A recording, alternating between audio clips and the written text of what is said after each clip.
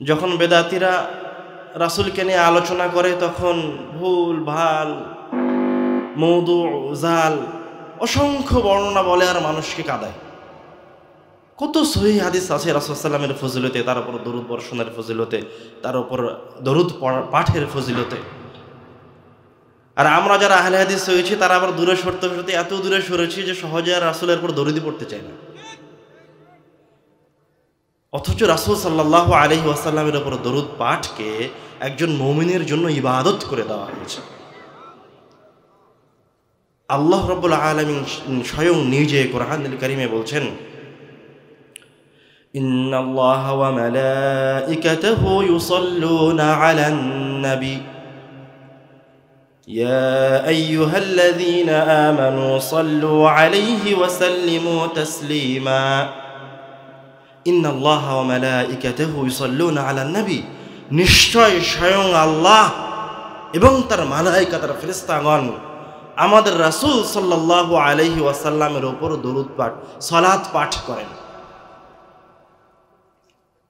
ইয়া আইয়ুহাল্লাযীনা আমানু সাল্লু আলাইহি ওয়া সাল্লিমু তাসলিমা, হে মুমিনগণ, হে মুসলমানগণ, তোমরাও এই মহান রাসূলের উপর, এই মহান ব্যক্তির উপর দরুদ পাঠ করো সাল্লাল্লাহু আলাইহি ওয়াসাল্লাম। আল্লাহ দরুদ পাঠ করেন মানে আল্লাহ মহান রব্বুল আলামিন আমাদের রাসূলের প্রশংসা করেন। মালায়েকারা আমার রাসূলের উপর সালাত পাঠ করে মানে মালায়েকারা সবাই আমাদের রাসূলের জন্য রব্বুল আলামিনের কাছে ক্ষমা প্রার্থনা করে। আর আমরা আমাদের রাসূলের উপর সালাত পাঠ করি মানে আমরা রব্বুল আলামিনের ইবাদত করি রাসূলের উপর দরুদ পাঠ করার মাধ্যমে। সুবহানাল্লাহ, কেমন ইবাদত! এমন ইবাদত, এমন গুরুত্বপূর্ণ ইবাদত যে একবার রাসূলের উপর দরুদ পাঠ করার ফলে আল্লাহ রাব্বুল আলামিন আপনার আমলনামায় 10টা নেকি লিখে দেন। সুবহানাল্লাহ, 10টা নেকি, 10টা গুনাহকে মিটিয়ে দেন। সুবহানাল্লাহ, 10 বার আপনার উপর রহমত বর্ষণ করেন। সুবহানাল্লাহ, আপনার মর্যাদাকে 10 স্তর উপরে উঠিয়ে দেন। সুবহানাল্লাহ, একবার দরুদ পাঠ করে কয়টা? 4টা ফজিলত। বলেন দেখি 4টা ফজিলত কে বলতে পারবেন? না এখনই শুনে এখনই ভুলে গেছেন? না মনে রাখতে পারলে তো লাভ নাই। বলেন দেখি আপনি। জি, জোরে। জি জি, 1, 10টি গুনাহ মাফ হয়ে যাবে। 2, 10 বার রহমত বর্ষণ করবেন। 3, 10টা নেকি লিপিবদ্ধ করবেন। ওটা আমরা প্রথমবারই বলেছি। 10টা মর্যাদা উপরে তুলে দেওয়া হবে। 10টা মর্যাদা বৃদ্ধি পাবে মানে কি সেটা কি বুঝতে পেরেছেন? 10টা মর্যাদা বৃদ্ধি পাবে তার মানে কি? মানে সুবহানাল্লাহ বললাম আর শেষ। 10টা মর্যাদা বৃদ্ধি পাবে মানে রব্বুল আলামিনের কাছে আপনার একটা স্তর ছিল যে এই বান্দাটা এই পর্যায়ে। এই যে আপনি কথা বলছেন কেন স্টেজে? কে? খবরদার, কেউ আশেপাশে থেকে কোথাও থেকে কেউ কোনো কথা বলবেন না, মনোযোগ দিয়ে কথা শুনেন। আপনাকে 2টা হাদিস শেখানোর জন্য আমি এখানে বসেছি। আপনি শিখতে পারলে আমি সফল, না শিখতে পারলে আমার কিছু করার নাই। আমি আপনাকে হাসানোর জন্য আসিনি, আমি আপনাকে কোনো মিথ্যা কাহিনী বলে কাঁদানোর জন্য আসি, আমি আপনাকে বিনোদন দেওয়ার জন্য আসি। শয়তান শপথ করেছে আপনাকে এখানে অমনোযোগী করবে, আর আপনি আল্লাহর কাছে শপথ করে এসেছেন যে এই প্রোগ্রাম থেকে কিছু শিখে যাব যেটার উপর আমি আমল করব। এবার চেষ্টা করতে থাকেন, শয়তানও চেষ্টা করুক, আপনিও চেষ্টা করেন, দেখেন কে সফল হয় আর কে বিফল হয়। বলছিলাম যে 10টা মর্যাদা বেড়ে যায় তার মানেটা কি? তার মানে হচ্ছে আপনি আল্লাহর কাছে এক পর্যায়ের বান্দা ছিলেন, যে এই বান্দাটা এই পর্যায়ে। তো আল্লাহ রাব্বুল আলামিন যখন আপনি রাসূলের উপর দরুদ পাঠ করেছেন তখন আল্লাহ রাব্বুল আলামিন আপনার মর্যাদাকে 1, 2, 3, 4, 5, 6 এভাবে 10 স্তর উপরে উঠিয়ে দেবেন। মানে আপনি একজন সাধারণ পুলিশ ছিলেন, পুলিশ হয়ে আপনার নিয়োগ হয়েছে, একবারে ডাইরেক্ট আপনি মনে করেন আইএসএ চলে গেছেন, এসপিতে চলে গেছেন। মানে একসাথে আপনার 10 স্তর প্রমোশন হয়েছে। সুবহানাল্লাহ, তার নাম হচ্ছে 10টা মর্যাদা বেড়ে যাওয়া। আমার রাসূলের উপর দরুদ পাঠের প্রাথমিক পর্যায়ে 4টা ফজিলত বললাম। এবারকার এর চেয়ে আরো চমৎকার একটা হাদিসে আসেন। উবাই ইবনে কাব রাদিয়াল্লাহু তাআলা আনহুর কিছু চাওয়া ছিল রব্বুল আলামিনের কাছে, তিনি কিছু চাইতেন, তার কিছু ফরিয়াদ ছিল। তো উনি আল্লাহর রাসূলকে এসে বলছে, ইয়া রাসূলুল্লাহ ইন্নী উকসিরু সালাত আলাইকা, হে আল্লাহর রাসূল আমি আপনার উপরে বেশি বেশি দরুদ পাঠ করি, তো আপনি একটু আমাকে বলে দেন তো আমার দরুদের কত অংশ আপনার জন্য নির্ধারিত থাকবে, আমার দোয়ার কত অংশ আপনার জন্য নির্ধারিত থাকবে। তখন রাসূল সাল্লাল্লাহু আলাইহি ওয়াসাল্লাম তার জন্য কোনো কিছু নির্ধারণ করে দিলেন না, বললেন মা শিতা, তোমার যতক্ষণ ইচ্ছা ততক্ষণ দরুদ পাঠ করো, কোনো সমস্যা নেই। এবার উবাই ইবনে কাব রাদিয়াল্লাহু তাআলা আনহু নিজে নিজেই রাসূলকে বলছে, আর রুবু, ঠিক আছে আল্লাহর রাসূল, আমি যতক্ষণ পর্যন্ত আল্লাহর কাছে দোয়া করি, আমার জিনিসগুলি, আমার হাজতগুলি, আমার অনুনয় বিনয়গুলি রব্বুল আলামিনের কাছে পেশ করি, তো এই সময়টার 4 ভাগের 1 ভাগ আপনার উপর দরুদ পাঠ করব। রাসূল আবার একই উত্তর দিলেন, মা শিতা, তোমার ইচ্ছা, ফাইন জিদতা ফাহুয়া খায়রুন লাক, কিন্তু তুমি যদি এর চেয়েও বেশি দরুদ পাঠ করো তাহলে সেটা তোমার জন্য আরও কল্যাণকর। তখন আবার উবাই ইবনে কাব নিজে থেকেই বলছে, হে রাসূলুল্লাহ, ঠিক আছে তাহলে আননিস, আমি যতক্ষণ পর্যন্ত আল্লাহর ইবাদত করি যে সময়টা, তার অর্ধেক আপনার উপর দরুদ পাঠ করব। আবার রাসূল একই জবাব দিচ্ছে, মা শিতা, তোমার ইচ্ছা, ফাইন জিদতা ফাহুয়া খায়রুন লাক, কিন্তু তুমি যদি এর চেয়েও বেশি দরুদ পাঠ করো তাহলে সেটা তোমার জন্য আরও উত্তম। আবার উবাই ইবনে কাব রাদিয়াল্লাহু তাআলা আনহু নিজে থেকে বলছে, ঠিক আছে আল্লাহর রাসূল, আমি যতক্ষণ আল্লাহ রাব্বুল আলামিনের কাছে দোয়া করি তার 4 ভাগের 3 ভাগ আপনার উপর দরুদ পাঠ করব, আর 1 ভাগ সময় আমার জন্য আল্লাহর কাছে চাইব। আবার রাসূল সাল্লাল্লাহু আলাইহি ওয়াসাল্লাম একই উত্তর দিলেন, মা শিতা, তোমার ইচ্ছা, ফাইন জিদতা ফাহুয়া খায়রুন লাক, কিন্তু তুমি যদি এর চেয়েও বেশি দরুদ পাঠ করো তাহলে সেটা তোমার জন্য কল্যাণকর। এবার উবাই ইবনে কাব রাদিয়াল্লাহু তাআলা আনহু বলছে, ঠিক আছে আল্লাহর রাসূল, আমি যে সময়টা আল্লাহর কাছে আমার জন্য বিভিন্ন জিনিস চাইতাম, আমি আর আল্লাহর কাছে কোনো কিছু চাইবো না, কিছুই বলবো না, আমার পুরো দোয়ার সময়টা খালি আপনার উপর দরুদই পাঠ করব। এবার রাসূল সাল্লাল্লাহু আলাইহি ওয়াসাল্লাম জবাবে বলছেন, তুমি যদি এইভাবে আমার উপর শুধু দরুদই পাঠ করতে থাকো, তাহলে তোমার যে আল্লাহ রাব্বুল আলামিনের কাছে চাওয়া ছিল, তোমার যে কষ্ট ছিল, তুমি যে সমস্ত জিনিসগুলি আশা করতে মন থেকে, সব রব্বুল আলামিন তোমাকে দিয়ে দেবে। সুবহানাল্লাহ। আগফির লাকা যামবাক, এবং তোমার যে পাপগুলি আছে ওগুলি তুমি দরুদ পাঠ করার কারণে সব মাফ করে দেওয়া হবে। সুবহানাল্লাহ। তাহলে মোট কয়টা ফজিলত হলো? 6টা হয়েছে এ পর্যন্ত। এই হাদিসে 2টা। একটা হচ্ছে আপনার মনের চাওয়াকে পূরণ করে দেওয়া হবে, আর একটা হচ্ছে আপনার গুনাহকে মাফ করে দেওয়া হবে। কিন্তু এই হাদিসে আর রাসূল সাল্লাল্লাহু আলাইহি ওয়াসাল্লাম কয়টা গুনাহ মাফ করে দিবেন তা উল্লেখ করেনি। এর আগের আলোচনায় ছিল 10টা গুনাহ মাফ করে দিবেন। রাসূল হাসান পর্যায়ের হাদিসে এসেছে, রাসূল সাল্লাল্লাহু আলাইহি ওয়াসাল্লাম বলছেন যে, তোমরা আমার উপর জুমার দিনে দরুদ পাঠ করো। জুমার দিনে দরুদ পাঠ করলে কি হবে? জুমার দিনে তোমাদের যত দরুদ তোমরা পাঠ করো সব আমার কাছে জুমার দিনে পৌঁছানো হয়। সুবহানাল্লাহ। এবং যেই ব্যক্তি সবচেয়ে বেশি আমার উপর দরুদ পাঠ করতে পারবে, সে কিয়ামতের দিন আমার সবচেয়ে নিকটবর্তী অবস্থানে থাকবে। সুবহানাল্লাহ। তো দরুদেই তো সব কিছু আছে। তাই বলে কি আল্লাহুম্মা সাল্লি আলা সাইয়্যিদিনা পড়বেন? যে শব্দটা রাসূল পড়েনি ওই শব্দটা আপনি পড়বেন না। কেন পড়বেন না? জিজ্ঞাসা থেকে যায় না যে কেন পড়বো না ভাই? মানে দোয়া কি নিজে থেকে করা নাজায়েজ? না, দোয়া তো নিজে থেকে করা নাজায়েজ নয়, কিন্তু আপনি আপনার ভাষায় দোয়া করছেন আর আপনি রাসূলের ভাষায় দোয়া করছেন। আপনি কি প্রশ্নটা বুঝতে পেরেছেন? একটা হচ্ছে আপনি আপনার ভাষা ব্যক্ত করছেন, আপনার সাহিত্য ব্যক্ত করছেন, যে সাহিত্য আপনি জানেন, আর একটা যে সাহিত্য রাসূল জানে সেই সাহিত্য দিয়ে ওই দোয়া দিয়ে আপনি দোয়া করছেন। তো কার দোয়াটা আগে আল্লাহর কাছে যাবে, রাসূলেরটা না আপনারটা? তাহলে আপনি নিজে থেকে কেন কান্নাকাটি করে বলতে যাচ্ছেন রাসূল যে দোয়াটা পড়েছে ওটাই আপনি পড়েন? তাহলে আপনার দোয়া দ্রুত কবুল হবে। কথাটা কি বুঝতে পেরেছেন? তো এই জন্য রাসূল যেভাবে দোয়া শিখিয়ে দিয়েছেন হুবাহু, কোনো পরিবর্তন ছাড়া, কোনো বিকৃতি ছাড়া ওইভাবেই দোয়া পাঠ করবেন। ওটা রাসূল নিজে মুখে বলেছেন। তো রাসূলের মুখে বলে যাওয়া, তার জিহ্বা দিয়ে উচ্চারণ করে যাওয়া দোয়াটা আপনি আপনার জিহ্বা দিয়ে উচ্চারণ করে আল্লাহ রাব্বুল আলামিনের কাছে যাচ্ছেন, সেটা কি আল্লাহর কাছে বেশি প্রিয়, না আপনার হুজুর একটা দোয়া আপনাকে শিখিয়ে দিয়েছে সেটা বেশি প্রিয়? তো আপনি কেন আপনার হুজুরেরটা নিয়ে মারামারি করছেন? এটা তো সহজ জিনিস। তাহলে কোনটা পড়তে হবে? যেটা রাসূল বলে গেছেন, রাসূল শিখিয়ে দিয়েছেন, যে দোয়া রাসূল পড়তেন। তাহলে মোট দরুদ পাঠ করার কতগুলি ফজিলত গেল? 6। আর শেষের হাদিসে কয়টা আসছে? একটা আসছে, বা দুটোও বলতে পারি।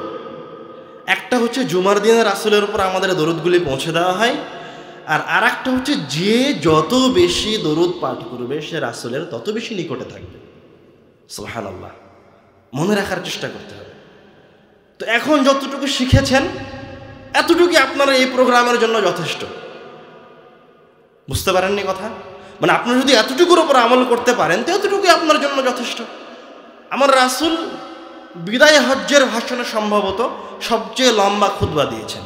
তো তার বিদায় হজ্জের ভাষণের সবগুলি বাক্য যদি জমা করা হয় তো খুব বেশি হলে 20 থেকে 30 মিনিট হতে পারে, শেষ হয়ে যাবে। আর আমরা ঘন্টার পর ঘন্টা বক্তব্য দিই। কিন্তু রাসূলের একটা বাক্য যদি আপনি মনোযোগ দিয়ে শোনেন, কোনো গল্প ছাড়া, কোনো কথা ছাড়া, আর ওটার উপর আপনি আমল করেন, তো ওটাই আপনার জীবনের জন্য যথেষ্ট। 3 ঘন্টা, 5 ঘন্টা, 7 ঘন্টা, 2 দিন যাবত আলোচনা শোনার কোনো প্রয়োজন নেই। আপনি যতটুকু শুনে আপনার ব্রেনে ধরে রাখতে পারবেন, যতটুকু শুনে আপনি মনে রাখতে পারবেন, আগে ততটুকু শুনেন, তারপর আবার শুনেন, মনে রাখার চেষ্টা করেন, একটাও ভুলে যাওয়া হবে না। আসেন এবার আমরা আরও সামনের দিকে, আরও গুরুত্বপূর্ণ আলোচনার দিকে এগিয়ে যাই।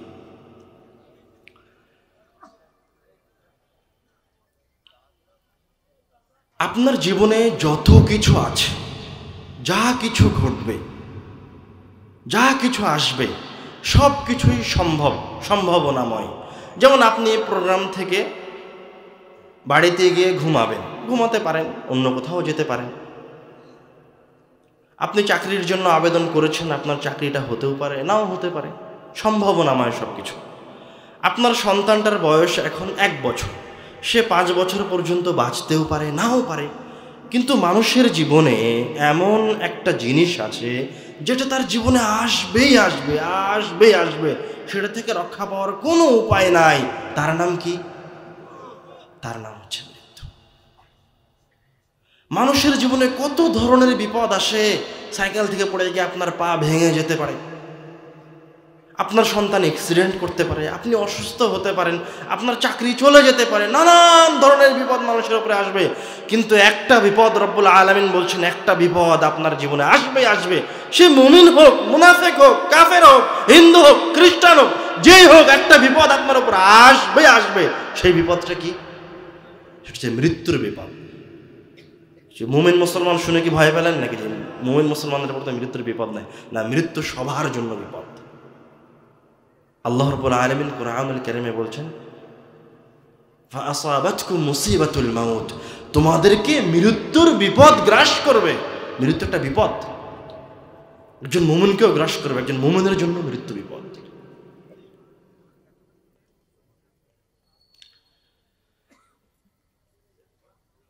আসমা বিনতে আবু বকর রাদিয়াল্লাহু তাআলা আনহু বলছেন, কামা রাসূলুল্লাহ সাল্লাল্লাহু আলাইহি ওয়াসাল্লাম খাতিবান, আল্লাহ রাসূল সাল্লাল্লাহু আলাইহি ওয়াসাল্লাম খুতবা দেওয়ার জন্য সাহাবীদের সামনে দাঁড়ালেন। ফাযাকারা ফিতনাতাল মাউত, খুতবা দিতে গিয়ে আল্লাহর রাসূল মৃত্যুর ফিতনা সম্পর্কে বলতে লাগলেন। ফালাম্মা যাকারা যালিক, যখন আল্লাহর রাসূল এইভাবে মৃত্যুর ফিতনাগুলি, মৃত্যুর বিপদগুলি, মানুষের ইহকালীন জীবন ত্যাগ করে পরকালীন জীবনে ঢোকার এই বিষয়গুলি বলতে থাকলেন, দাজ্জাল মুসলিমুনা দাজ্জা, মুসলমানরা এত ভয় পেল, আল্লাহর রাসূল এবং তার সাহাবায়ে কেরামগণ এত ভীত সন্ত্রস্ত হয়ে গেলেন, দাজ্জাল মুসলিমুনা দাজ্জা, তারা কান্নাকাটি শুরু করলেন। কান্নাকাটি করতে করতে তাদের আওয়াজগুলো এত উঁচু হয়ে গেল যে ফাতহুল বারীতে আসছে, ইবনে হাজার আসকালানী একটা রিওয়ায়াত নিয়ে এসে বলছেন যে একজন আর একজনের কথা শুনতে পাচ্ছিল না, রাসূল সাল্লাল্লাহু আলাইহি ওয়াসাল্লামের কথাগুলি তার কান পর্যন্ত আসছিল না। এরকম পুরা মসজিদ কান্নার রোলে, ভয়ে এমন একটা ভাব ছড়িয়ে গেল যে মনে হচ্ছে এখনই মনে হয় সবাই মারা যাবে, মনে হচ্ছে কোনো একটা বড় বিপদ চলে এসেছে। মানে বোঝা যাচ্ছে যে মৃত্যু অনেক বড় বিপদ। এবং খুব কষ্টদায়ক বিপদ, এবং এটা সকলের জন্য ফিতনা। সকলের জন্য ফিতনা কিভাবে বুঝছেন? এই যে সবচেয়ে শ্রেষ্ঠ ব্যক্তির সাহাবায়ে কেরামগণ মৃত্যুর ফিতনার কথা শুনে হু হু করে কাঁদছে।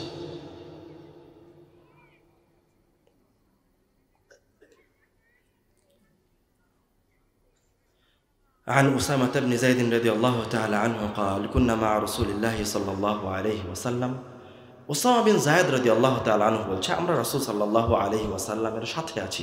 ফাআরসালাত ইলাইহি ইহদা বানাতিহি,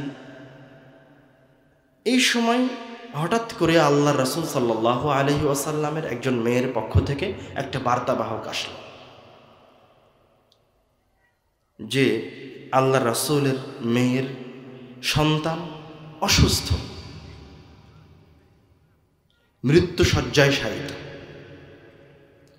তখন রাসূল সাল্লাল্লাহু আলাইহি ওয়াসাল্লাম ওই বার্তাবাহককে বললেন, ইরজি' ফাআখবিরহা, তুমি ফিরে যাও এবং আমার মেয়েকে গিয়ে বলো, ইন্না লিল্লাহি মা আখাযা ওয়া লিল্লাহি মা আ'তা, তোমার কাছে যা কিছু আছে সব মহান রব্বুল আলামিন দিয়েছেন, এবং তোমার কাছ থেকে যেটা নিয়ে নেওয়া হচ্ছে সেটাও রব্বুল আলামিনই তোমার কাছ থেকে নিয়ে নিয়েছেন।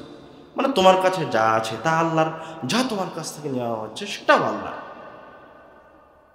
এবং রব্বুল আলামিনের কাছে প্রত্যেকটা জিনিসের একটা নির্দিষ্ট মেয়াদ আছে, সময় আছে। যখন সময়টা শেষ হয়ে যায় তখন আল্লাহ রাব্বুল আলামিন ওই জিনিসটাকে শেষ করে দেন। মানুষ হলে তার রূহ তুলে নেন, জিনিস হলে সেটা নষ্ট হয়ে যায়, গাছ হলে সেটা মরে যায়। প্রত্যেকটা জিনিসের একটা মেয়াদ আছে নির্দিষ্ট। যখন তার মেয়াদটা, তার সময়টা শেষ হয়ে যায় তখন সেটা নষ্ট হয়ে যায়।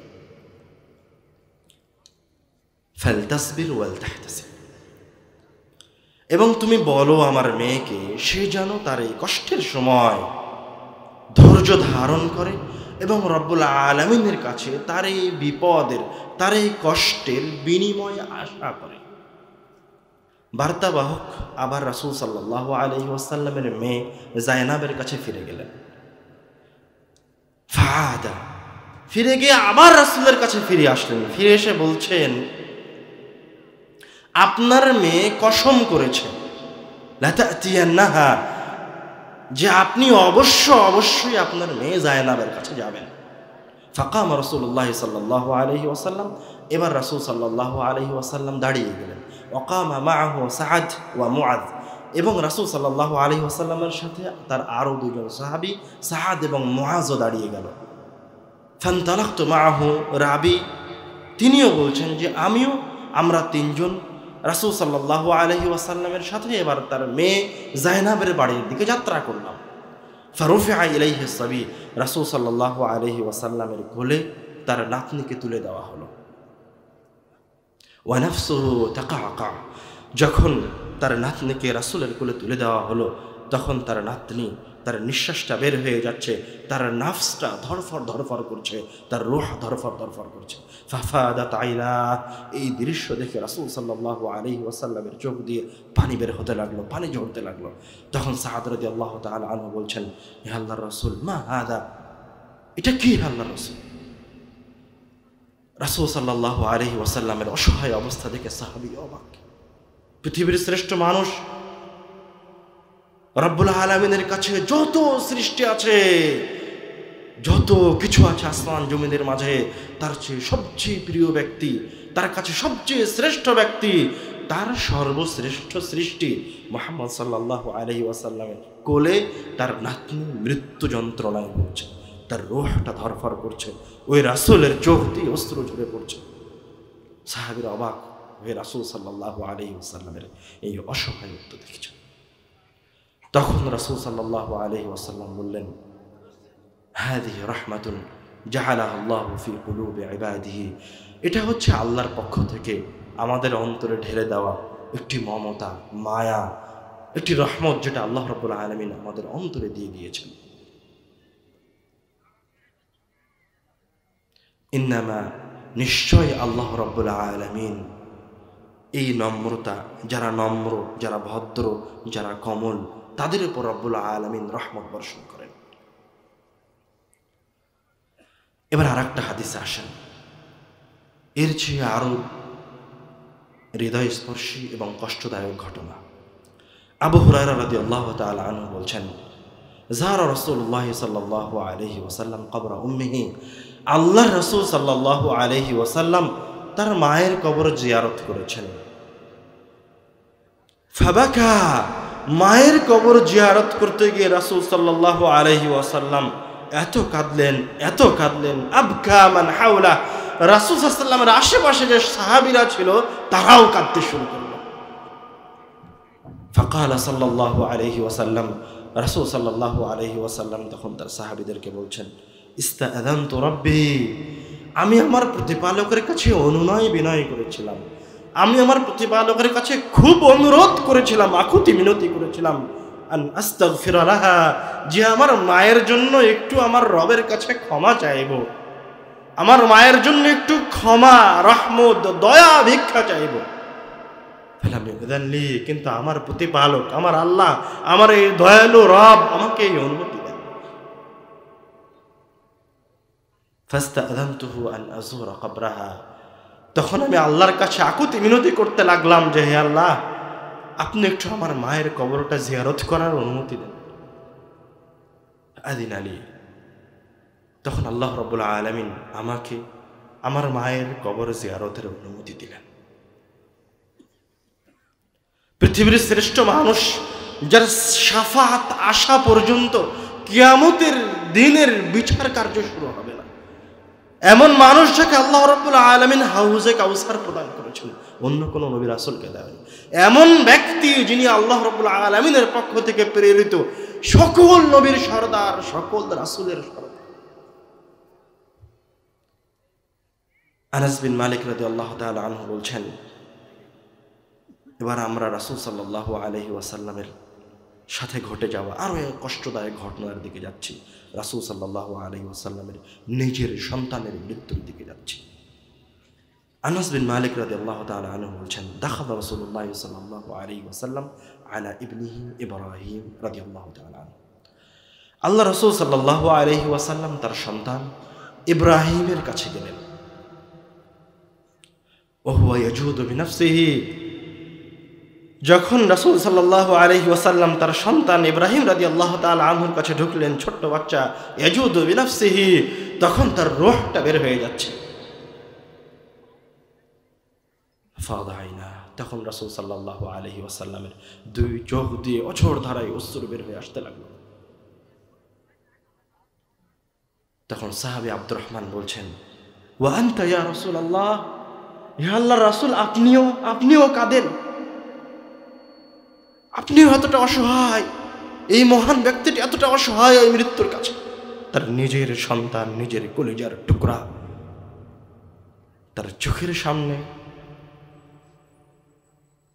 তার রব্বুল আলামিন তিনি যখন তাকে রাসূল হিসেবে রেখেছেন, তিনি যখন তাকে নবী হিসেবে রেখেছেন, তিনি যখন শেষ নবী, তারপরে আর কোনো নবী আসবে না, এই ব্যক্তিটার সামনে, এই মহান ব্যক্তিটার সামনে তার কলিজার টুকরা চলে যাচ্ছে, কোনো কিছু করার নেই।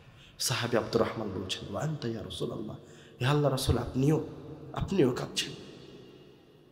তখন রাসূল সাল্লাল্লাহু আলাইহি ওয়াসাল্লাম তার কাদার মাঝে জবাবে একটু করে বললেন, হাযিহি রাহমাতুন, এটা আল্লাহর পক্ষ থেকে দেওয়া একটি মমতা।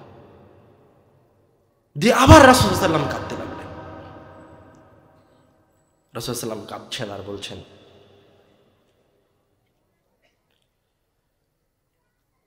আমরা এমন কিছু বলবো না, বা আমরা সেটাই বলবো যাতে রয়েছে রব্বুল আলামিনের সন্তুষ্টি। এবং হে ইব্রাহিম, হে আমার পুত্র, নিশ্চয় তোমার বিচ্ছেদে আমরা খুবই কষ্ট পাচ্ছি।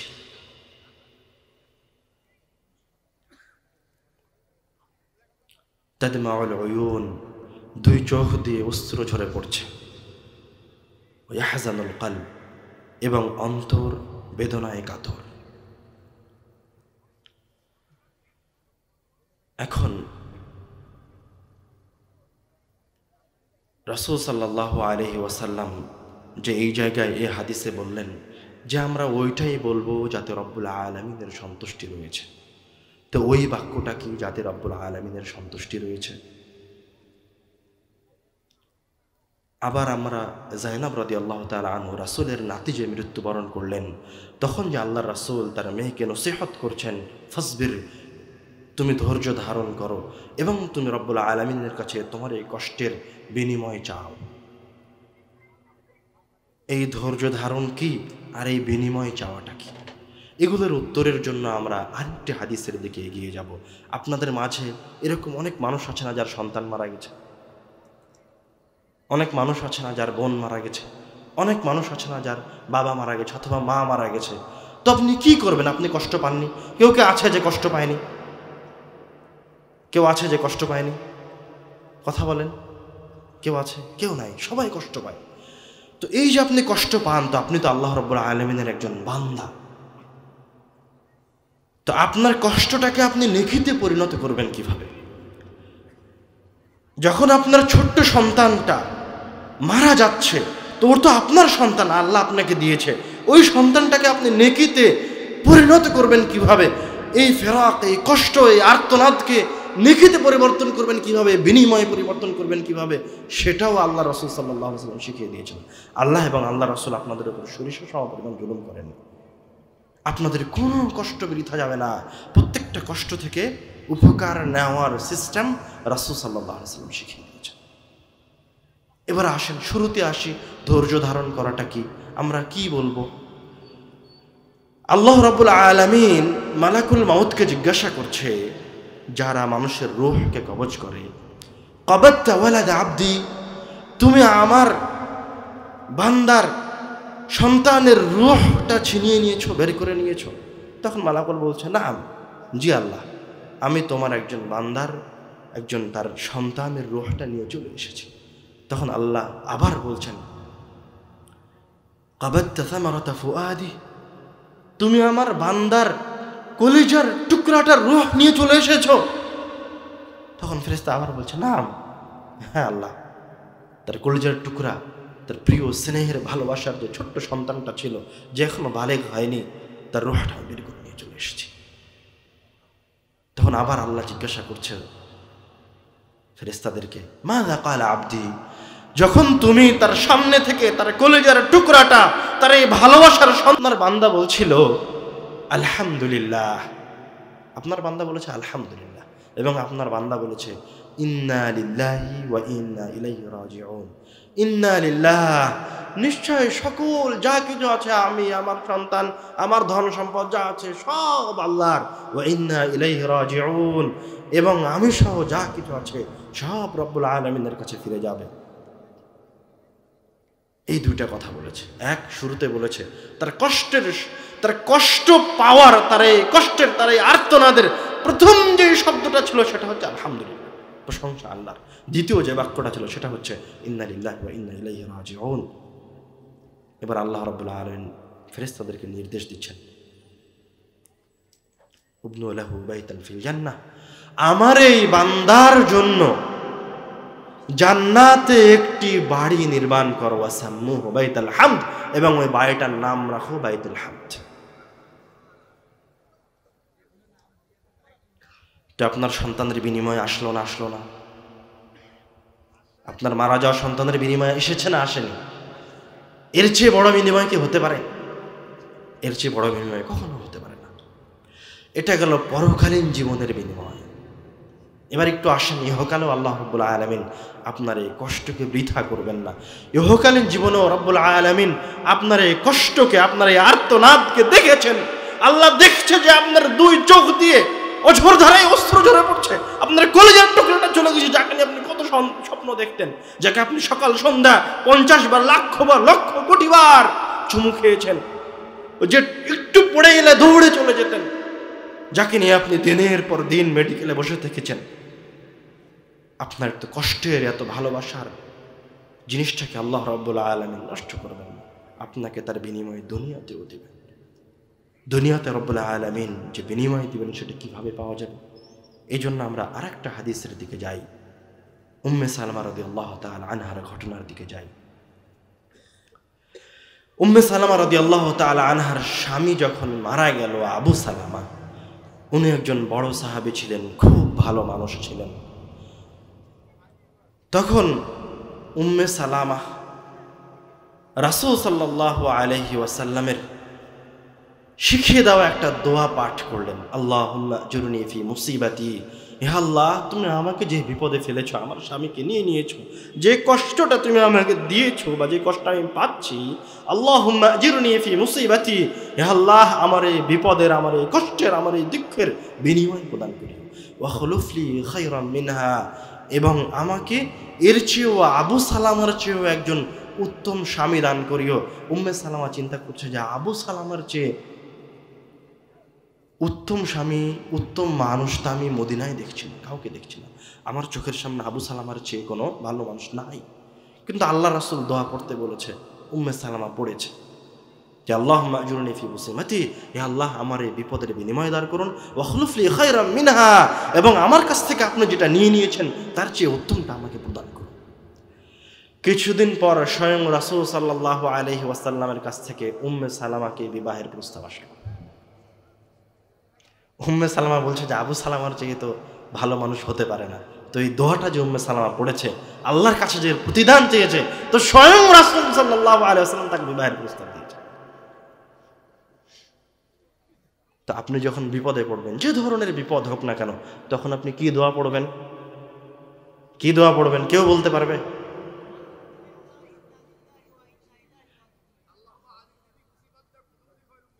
মাশাআল্লাহ, এটা হলো ইহকালীন জীবনে এবং পরকালীন জীবনে উভয় জগতে বিনিময় পাওয়ার জন্য। কিন্তু সর্বপ্রথম হচ্ছে সবরের বাক্য। সবর মানে কোনো চিল্লাচিল্লি নয়, হায় আমার অমুক, আমার এরকম সন্তান চলে গেল, ওই যে বিসিএস ক্যাডার ছিল, এই ছিল সেই ছিল, এরকম একটা সন্তান আল্লাহ নিয়ে গেল, আর কয়েকদিন পরে নিতে পারতো না, আমার মরার পরে নিতে পারতো না, এগুলো নয়, এগুলোর কোনো মূল্য নাই রব্বুল আলামিনের কাছে। এগুলো বলা, চিৎকার করা মানে আপনার বিনিময়কে, আপনি আপনার সম্পদকে, আপনার সন্তান হচ্ছে আপনার সবচেয়ে ভালোবাসার জিনিস, মানে আপনার সবচেয়ে শ্রেষ্ঠ সম্পদ। তো সবচেয়ে শ্রেষ্ঠ সম্পদটা, আপনার সবচেয়ে মূল্যবান সম্পদটা আপনি যখন এইভাবে চিৎকার করছেন, তখন এটাকে নষ্ট করছেন। তো আপনি এটাকে নষ্ট করেন না। কি করবেন? এতে আপনি বিনিময় নেওয়ার চেষ্টা করবেন। বিনিময় নেওয়ার প্রথম কথা সেটা হলো আল্লাহর প্রশংসা, আলহামদুলিল্লাহ। পরের বাক্যটা কি? ইন্না লিল্লাহি ওয়া ইন্না ইলাইহি রাজিউন। তারপর রব্বুল আলামিনের কাছে বলেন, আল্লাহুম্মা আজুরনি ফি মুসিবাতি ওয়া খুলুফলি খায়রাম মিনহা।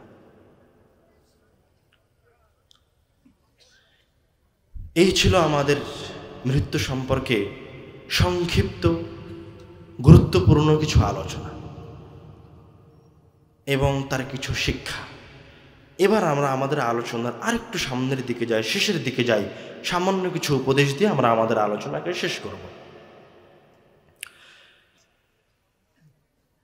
আল্লাহ রাব্বুল আলামিন মৃত্যুকে তার প্রত্যেকটা বান্দার জন্য, প্রত্যেকটা মানুষের জন্য, প্রত্যেক যার রূহ আছে তার উপর নিশ্চিত করেছেন। এই মৃত্যু থেকে বাঁচার কোনো উপায় নাই। ওসমান রাদিয়াল্লাহু তাআলা আনহু যখন কবরের পাশে যেতেন, কবর জিয়ারতে যেতেন, তখন এত কাঁদতেন, এত কান্নাকাটি করতেন যে তাবুল্লা লিহয়াতাহু, তার দাড়ি তার অশ্রুতে ভিজে যেত। তখন তাকে জিজ্ঞাসা করতো সাহাবীরা, আপনার সামনে জান্নাতের কথা বলা হয়, জাহান্নামের ভয়াবহ শাস্তির বর্ণনা দেওয়া হয়, আপনি কান্নাকাটি করেন না? অর্থাৎ কি মিন হাদা, আর এই মাটির নিচে এই 3 হাতে কবরটা দেখে আপনি এত কান্নাকাটি করছেন? তখন ওসমান রাদিয়াল্লাহু তাআলা আনহু সাহাবীদের উত্তরে বলছেন যে রাসূল সাল্লাল্লাহু আলাইহি ওয়াসাল্লাম বলেছেন যে কবর হচ্ছে মানুষের পরকালীন জীবনের প্রথম ধাপ। ফাইন নাজা মিন, যদি সে এই ফিতনা থেকে, কবরের ফিতনা থেকে বেঁচে যায়, ফামা বা'দাহু আইসারা মিন, তাহলে এরপরে যেগুলি আসবে যেগুলি আরো সহজ হবে।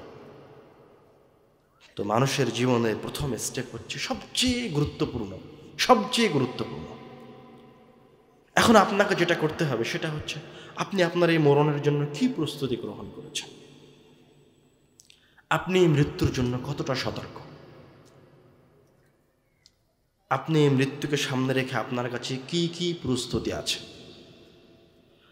আল্লাহ রাসূল সাল্লাল্লাহু আলাইহি ওয়াসাল্লাম বলেছেন, দুটা ছোট কারণে মানুষকে কবরের শাস্তি দেওয়া হবে, মানে কবরের ফিতনায় পড়ে যাবে। ছোট ছোট 2টা কারণ। তার একটা কারণ হচ্ছে হলো যে প্রস্রাব করার সময় সতর্কতা অবলম্বন করে না, গায়ে এসে পেশাব ছিটে লাগে। আর একটা কারণ হচ্ছে নামিমা, যে মানুষের নামে বদনাম করে। এই দুটা ছোট ছোট কারণে একজন মানুষকে কবরের আযাব সহ্য করতে হয়, দুটা ছোট কারণ। এবার চলে যাই যে যখন একজন বান্দা মৃত্যুবরণ করছে তখন আপনার জন্য করণীয় কি, ওই মৃত্যুবরণকারী ব্যক্তির জন্য করণীয় কি।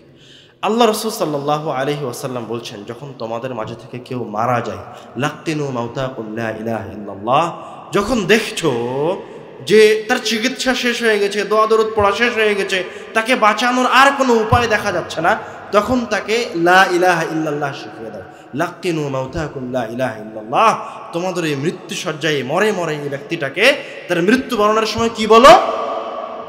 লা ইলাহা ইল্লাল্লাহ। কেন লা ইলাহা ইল্লাল্লাহ বলার উপকারিতা কি? রাসূল সাল্লাল্লাহু আলাইহি ওয়াসাল্লাম বলছেন, মান কানা আখিরু কালামিহি লা ইলাহা ইল্লাল্লাহ দাখালাল জান্নাহ, যেই ব্যক্তির মৃত্যুর সময় শেষ বাক্যটা, শেষ কথাটা হচ্ছে লা ইলাহা ইল্লাল্লাহ, দাখালাল জান্নাহ, সে জান্নাতে চলে গেল।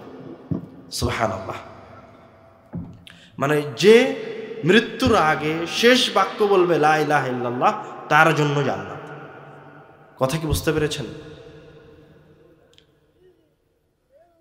রাসূল সাল্লাল্লাহু আলাইহি ওয়াসাল্লাম যখন তার মায়ের কবর জিয়ারত করতে গেলেন, ওই জায়গায় রাসূল সাল্লাল্লাহু তার সাহাবীদেরকে একটা উপদেশ দিয়েছেন, জুরুল কুবুরা, তোমরা কবর জিয়ারত করো, ফাইন্নাহা তুযাক্কিরুকুমুল মাউত, কেননা কবর জিয়ারত তোমাদেরকে মৃত্যুর কথা স্মরণ করিয়ে দিবে।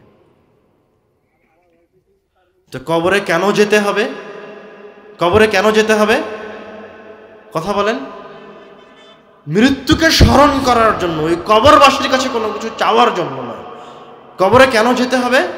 মৃত্যুকে স্মরণ করার জন্য। মৃত্যুকে স্মরণ করার জন্য মানে আপনি কবরের পাশে যান, গিয়ে আগে সালাম দেন, বলেন আসসালামু আলাইকুম ইয়া আহলাল কুবুর, হে কবরবাসী, তোমাদের উপর শান্তি বর্ষিত হোক। ওয়া ইন্না ইনশাআল্লাহু বিকুম লালাহিকুন, এবং নিশ্চয় আল্লাহর চাওয়া অনুযায়ী আমরাও একদিন তোমার মতো এই কবরের ভিতরে প্রবেশ করব এবং তোমাদের সাথে সাক্ষাৎ করব। ওয়া ইন্না ইনশাআল্লাহু বিকুম লালাহিকুন। মানে আপনার ভিতরে একটা অনুভূতি চলে আসবে তখন, যে আপনি যে মানুষটা শুয়ে আছে তার পাশের কবরটাতে আপনাকে শোয়ানো হবে। এবার আপনি ওই কবরের পাশে দাঁড়িয়ে চিন্তা করেন যে কবরটা আপনার সামনে আছে, সেটা হচ্ছে আপনার ওই বাক্স, আপনার ওই ব্যাংক, যে জায়গায় আপনার অর্থ সম্পদ জমা করা আছে, যে জায়গায় আপনার ইবাদত জমা করা আছে, আপনার ওই ব্যাংক, ওই ব্যালেন্স, যে জায়গায় আপনার দুনিয়াতে করা পাপগুলো জমা করা আছে, যে জায়গায় আপনার দুনিয়াতে চুরি, সুদ, ঘুষ সবগুলি জমা করা আছে। এবার আপনি ওই কবরের পাশে দাঁড়িয়ে চিন্তা করেন যে আপনি আপনার জীবনে কয়টা ভালো কাজ করেছেন আর কয়টা খারাপ কাজ করেছেন, কত টাকা ব্যয় করে আপনি আপনার জন্য বাড়ি নির্মাণ করেছেন, কত টাকা আপনি আপনার জন্য দুনিয়ায় রেখে যাচ্ছেন দুনিয়ায়, আর কত টাকা আপনার জন্য এই কবরের মাঝে জমা করা আছে, কয়টা এসি আপনার বাড়িতে লাগানো আছে আর কয়টা এসির সমপরিমাণ টাকা আপনার জন্য কবরে রাখা আছে। একাই চিন্তা করো। আল্লাহ রাসূল এভাবে বলেছে যে তোমরা কবরে যাও, কবরে গিয়ে তুমি একটু চিন্তা ভাবনা করো। তুমি যখন কবরে যাবা তখন তুমি এমনি বুঝতে পারবা যে তোমার পরকালীন জীবন কেমন হতে পারে, তুমি ভালো কাজ করো না খারাপ কাজ করো। মৃত্যু এবং কবর মানুষকে সকল ভালো কাজের দিকে নিয়ে চলে আসবে। আপনি যখন কবরে যাবেন, আপনার কোনো নিকট আত্মীয় ব্যক্তির কাছে যাবেন, কোনো নিকট আত্মীয় যদি মারা না যেয়ে থাকে তাহলে এমনি কবরে যান। যখন কবরের পাশে গিয়ে দাঁড়াবেন তখন আপনার ভিতরে এমনি তাকওয়া চলে আসবে, আল্লাহ ভীতি চলে আসবে, কারণ ওটা নিশ্চিত ঘটবেই ঘটবে, পালানোর কোনো উপায় নাই, পালানোর কোনো উপায় নাই। আপনি যখন কবরে চলে গেছেন, কবরে যখন যাবেন আর আপনার যদি আমলনামা খারাপ হয়, তো আল্লাহ রাব্বুল আলামিন বলছেন ইয়াসতারিখুনা ফীহি, যারা আমলনামা খারাপ সে যখন তার পরকালীন জীবনে চলে গেছে তখন সে জোরে জোরে চিৎকার করবে, রব্বুল আলামিনকে চিৎকার করে করে ডাকবে। আল্লাহ রাব্বুল আলামিন এই কথা বললেন না যে ইউনাদি রব্বাহু, তার প্রতিপালককে ডাকবে। ইউনাদি রব্বাহু মানে প্রতিপালককে ডাকবে, ইয়াস্তারিখুনা মানেও আহ্বান করবে। কিন্তু ইয়াস্তারিখুনা মানে জীবন বাজি রেখে চিৎকার করা, মানে আর কোনো উপায় নাই, শেষ, মানে আল্লাহ ছাড়া তার সামনে আর কোনো উপায় নেই। তো এরকম জোরে জোরে তার সজোরে চিৎকার করে আহ্বান করবে, তখন তার এই চিৎকার কেউ শুনবে না। তাকে বলা হবে তোমাকে স্মরণ করানোর জন্য কেউ আসেনি, আমার রসুল, আমার দায়ী, আমার পক্ষ থেকে আলেমুল আমার তোমার কাছে গেছে, তুমি তখন তাদের কথা শ্রবণ করনি। ও চিৎকার করে তার প্রতিপালক করে বলবে যে আমাকে দুনিয়াতে ফিরে দেওয়া হোক, তাহলে আমি ভালো কাজ করবো, আর আগে যে কাজগুলি করেছে ওগুলি আর করবো না। তো আপনি কবরের পাশে গিয়ে এটাই চিন্তা করেন যে আপনি একটু পরে 2 মিনিট পরে ওই কবরের মাঝে যেতে পারেন। আপনার কি ভালো আমল আছে? আপনি কি ওই পাপিষ্ঠ ব্যক্তির মতো রব্বুল আলামিনের কাছে চিৎকার করবেন যে চিৎকারের কোনো মূল্যায়ন নেই? না আপনার জন্য জান্নাতের দরজাগুলি কবরের দিকে খুলে দেওয়া হবে, আপনার জন্য কবরে জাহান্নামের দরজাগুলি খুলে দেওয়া হবে, না আপনার জন্য জান্নাতের দরজা খুলে দেওয়া হবে? আপনার জন্য কবরে কি জান্নাতের বিছানা বিছানা হবে, না জাহান্নামের বিছানা বিছানা হবে? ওই কবরের পাশে দাঁড়িয়ে চিৎকার করে, কেননা চলে যাওয়ার পর চিৎকার করে আর কোনো লাভ নেই। আল্লাহ রাব্বুল আলামিন অসংখ্য আয়াত এরকম উল্লেখ করেছেন কুরআনুল কারীমে মৃত্যু সম্পর্কে।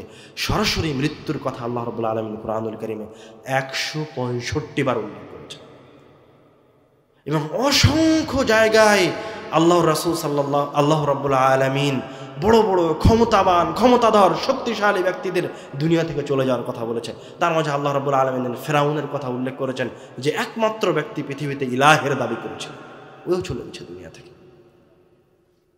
সম্পদশালী কারণ চলে গেছে, আদ সামুদ চলে গেছে, আপনাদের চেয়ে কোটি কোটি গুণ শক্তিশালী ছিল। তারা পাহাড় খনন করে বাড়ি নির্মাণ করত, তারা পিরামিড নির্মাণ করেছে, যে পিরামিড এখনো বর্তমান সময়ের সবচেয়ে আধুনিক সভ্যতায় নির্মাণ করা সম্ভব নয়। ওই রকম ক্রেন এখনো পৃথিবীতে আসেনি। ওই সময় তারা এগুলি করেছে, তারা পৃথিবী থেকে চলে গেছে। তো আপনিও পৃথিবী থেকে চলে যাবেন, সেই মৃত্যুর জন্য, সেই চলে যাওয়ার জন্য প্রস্তুতি গ্রহণ করুন। রব্বুল আলামিনের কাছে ইহকালীন জীবনে রব্বুল আলামিনের কাছে ফিরে যান। 5 ওয়াক্ত সালাত আদায় করুন, ফরজ আমলগুলি করুন, বেশি বেশি দান সাদকা করুন। দান সবচেয়ে শক্তিশালী এবং শ্রেষ্ঠ আমল, যেটা আপনার পরকালীন জীবনে সবচেয়ে বেশি কাজে দিবে। وأنفقوا مما رزقناكم من قبل أن يأتي أحدكم الموت فيقول ربي لولا أخرتني إلى أجل قريب। আল্লাহ বলছে আমি তোমাকে যা দিয়েছি তা থেকে তুমি দান সাদকা করো, কেননা যখন তোমাকে মৃত্যু ধরে নিয়েছে, তুমি মারা যাও, তখন তুমি জোরে জোরে চিৎকার করবা, তুমি রব্বুল আলামিনের কাছে ফরিয়াদ করবা, রব্বি, হে আমার প্রতিপালক, লাউলা আখারতানি, যদি একটু দেরি করো, লাউলা আখারতানি ইলা আজালিন করিব, সবচেয়ে কম সময়টা তুমি যদি আমাকে দাও, 1 সেকেন্ড, ফাআসাদদাক ওয়া আকুম মিনাস সালিহিন, তাহলে ওই যে আমার দুনিয়াতে এত এত সম্পদ আছে, এগুলো আমি দান খয়রাত করে সালেহিনদের অন্তর্ভুক্ত হয়ে যাব। কিন্তু তখন আর ওই 1 সেকেন্ড সময় দেওয়া হবে, 1 সেকেন্ড কমানো হবে না, 1 সেকেন্ড সময় বাড়ানো হবে না। আল্লাহ রাব্বুল আলামিন আমাদেরকে কবরের জন্য প্রস্তুতি গ্রহণ করার তৌফিক দান করুন, আল্লাহুম্মা আমিন। আল্লাহ রাব্বুল আলামিন আমাদের ইহকালীন এবং পরকালীন জীবনকে কল্যাণময় করুন, আল্লাহুম্মা আমিন। একটা গুরুত্বপূর্ণ কথা ছুটে গেছে, সেটা হচ্ছে কবরের আযাব থেকে বাঁচার জন্য আল্লাহ রাসূল সাল্লাল্লাহু আলাইহি ওয়াসাল্লাম একটা আমল শিখিয়ে দিয়েছেন। সে আমলটা কি কেউ বলতে পারবেন? একজন, কেউ যদি সূরা মুলক নিয়মিত রাত্রে তেলাওয়াত করে, তার কবরের আযাবকে মাফ করে দেওয়া হবে। সুবহানাল্লাহ। সাহাবীদের যুগে সূরা মুলকে মানিআহ মানে বাধা প্রদানকারী, কবরের আযাব থেকে বাধা প্রদানকারী সূরা নামে চিনা হতো, বলা হতো এই সূরা হচ্ছে মানিআহ। নিয়মিত সূরা মুলক তেলাওয়াত করার চেষ্টা করবেন, কোনোভাবেই যেন ছুটে না যায়।